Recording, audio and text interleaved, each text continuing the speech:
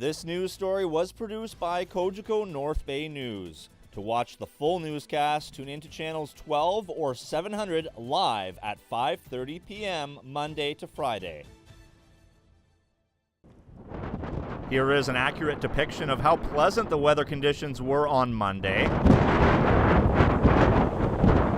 All this rainfall combined with the spring melt has Lake Nipissing at its boiling point. Lake Nipissing is currently at its maximum operating level, and we are expecting the levels to rise in the coming days as it reacts to the rain that we're currently receiving.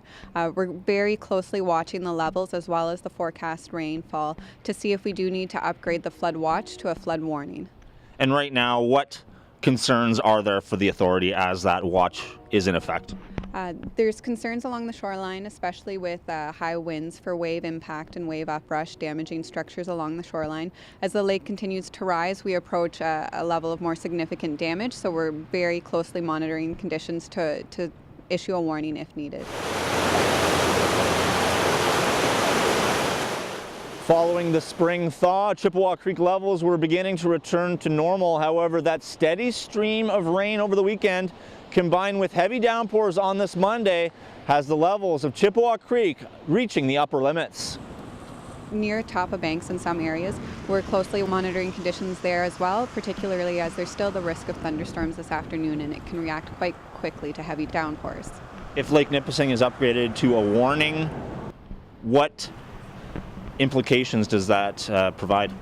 At a certain elevation on Lake Nipissing where we would issue a flood warning, there is impacts of concerns of significant damage along the shoreline, particularly structures along the shoreline, and as well as the wave uprush that could happen with heavy winds. What's your advice to residents who live along the lake or perhaps visit the shorelines of the lake?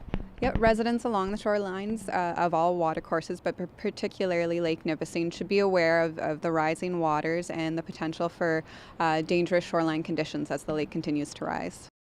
A little bit of a precursor to the weather forecast. Sun is in store for Thursday, however, there might be more rain after that. Rain forecast for the end of this week that may continue to impact the rising Lake Nipissing levels. However, that forecast is still a bit uncertain, so we're monitoring conditions to see what is needed. I'll have that 5-day weather forecast a little bit later on. Right now, back to Greg in the studio. If you are interested in watching Cogeco North Bay News, you can become a subscriber by calling 1-800-267-9000.